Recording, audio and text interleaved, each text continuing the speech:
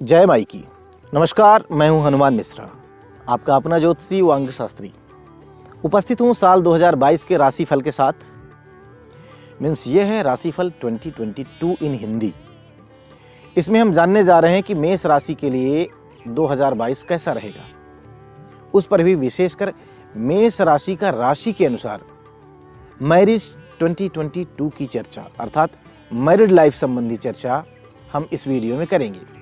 ध्यान रहे कि वार्षिक राशि भविष्य 2022 है ये, और इसमें हम वार्षिक राशिफल यानी कि ईयरली हॉरोस्कोप बताएंगे। अंग्रेजी में बोले तो इस 2022 good for Aries married life, अथवा आप या भी कह सकते हैं कि इस 2022 going to be a good year for Aries marriage, क्योंकि इसमें मैरिड लाइफ सबकी बात करने वाले हैं हम। और इसकी पड़ताल के लिए हम आगे बढ़ते हैं। इससे पहले आपको बता दें कि यह राशिफल लग्न पर आधारित राशिफल है। यदि आप लग्न के माध्यम से इस राशिफल को देखेंगे तो परिणाम ज़्यादा सटीक होंगे। बाकी लग्न का पता न होने पर पहली कोशिश आपकी यही होनी चाहिए कि आप अपने लग्न की जानकारी प्राप्त करें। इंटरनेट पर तमाम वेबसाइट्स हैं जिन पर जाकर आप लग्न ढूंढ सकते हैं। नहीं तो हमारी वेबसाइट astrosage.com है, वहाँ जाएं, अपना लग्न ढूंढें। हम उस पैनल पर भी मौजूद हैं। वार्ता के माध्यम से आप वहाँ से सलाह भी लेना चाहें तो आप हमसे ले सकते हैं।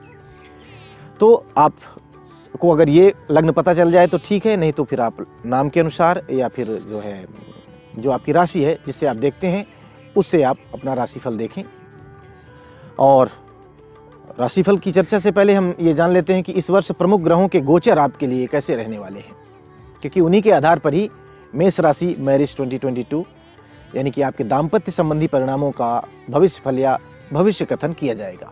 साल 2022 में मेष राशि वालों का मैरिड लाइफ वाला पक्ष कैसा रहेगा, यानी एरीज मैरिज हॉरोस्कोप 2022 या एरीज मैरिड लाइफ हॉरोस्कोप 2022, जिसे हिंदी में बोले तो साल 2022 मेष राशि वाले लोगों के वैवाहिक मामलों के लिए या फिर विवाह संबंधी मामलों के लिए कैसा रहने वाला है, यह जानने के लिए हम सप्तम भाव, उसके स्वामी शुक्र, बृहस्पति तथा शनि के गोचरों का विशेष अवलोकन करेंगे। बाकी अन्य गोचरों का तो करेंगे ही करेंगे। सबसे पहले बात सप्तम भाव की।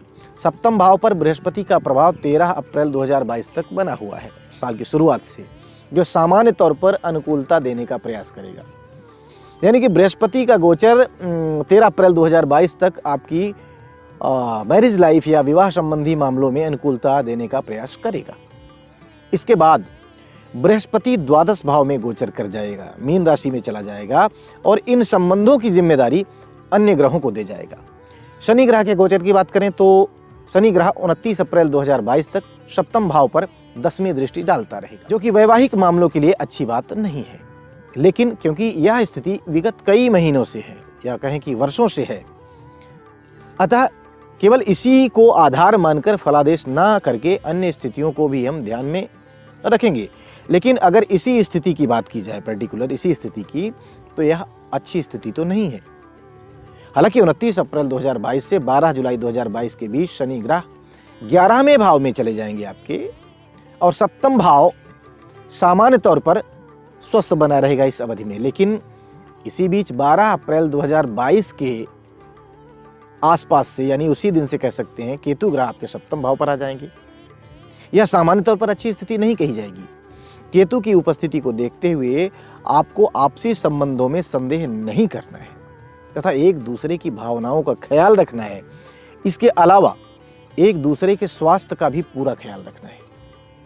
यदि जीवन साथी का स्वास्थ्य प्रतिकूल हो तो उसमें लापरवाही बिल्कुल ना दिखाएं, उसे नजरअंदाज बिल्कुल ना करें, बल्कि उचित चिकित्सक से उचित सलाह जरूर लें। यानी राहु, केतु, शनि और बृहस्पति के गोचर के संकेत के अनुसार साल 2022 मिले जुले परिणाम, वैवाहिक मामलों में मिले जुले परिणाम देने वाला रह सकता है। मिले जुले में भी कौन कौन से टाइम ड्यूरेशंस में अधिक सावधानी रखने की जरूरत रहेगी, आइए जानने की कोशिश करते हुए शुक्र ग्रह के गोचर की ओर चलते हैं। शुक्र ग्रह के गोचर में हमें 2 ड्यूरेशंस ऐसे मिल रहे हैं जहां हमें विशेष सावधानी रखनी है, जिनमें पहला ड्यूरेशन अपेक्षाकृत अधिक सावधानी रखने का संकेत कर रहा है।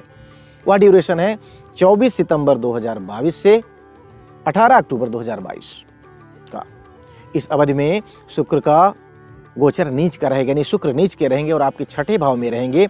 नीच का होना अपने आप में ही संबंधित भाव को कमजोर करता है। ऊपर से छठे भाव में होना रोग ऋण शत्रु का संकेत करता है। साथ ही साथ सातवें भाव का स्वामी गोचर में अपने से द्वादश भाव में रहेगा, यह भी कमजोर बिंदु है। यानी इस समय, इस अवधि में आपसी विवाद उत्पन्न नहीं करना है। यदि विवाद की स्थितियां निर्मित हो ही जाएं, तो उन्हें यथाशीघ्र शांत करना है। जीवन साथी के स्वास्थ्य का विशेष ख्याल रखना है। यदि आप इन सावधानियों को महत्व देंगे, अपनाएंगे, तो सामान्य तौर पर आपका दाम्पत्य जीवन अच्छा बना रहेगा। दूसरा ड्यूरेशन 11 नवंबर 2022 से 5 दिसंबर 2022 का है। इस बीच में आपके सातवें भाव का स्वामी शुक्र 8वें भाव में गोचर करेगा। अतः इस अवधि में भी जीवन साथी के स्वास्थ्य का पूरा ख्याल रखना जरूरी रहेगा। यदि साथ में यात्राएं करते हैं तो सावधानी पूर्वक यात्राएं करने की सलाह हम आपको देना चाहेंगे। आपसी गलतफहमियां बिल्कुल नहीं पैदा करनी है। सारांश यह कि यह साल वैवाहिक मामलों के लिए मिला जुला है, लेकिन कुछ टाइम ड्यूरेशंस ऐसे हैं जो तुलनात्मक रूप से ज़्यादा कमज़ोर हैं। उनकी चर्चा हमने आपसे कर ली है। आप उस समय अपना विशेष ख्याल रखें, अपने संबंध का विशेष ख्याल रखें। बाकी बात की जाए उन लोगों की जिनकी उम्र विवाह की है, तो उन्हें चाहिए कि वैवाहिक मामलों का निर्णय या विवाह प्रस्तावों का निर्णय 14 अप्रैल 2022 के पहले पहले कर लें, क्योंकि उसके बाद बृहस्पति का गोचर वैवाहिक मामलों में मदद नहीं कर पाएगा, क्योंकि विवाह एक शुभ कर्म है, साथ ही विवाह एक महत्वपूर्ण संस्कार है।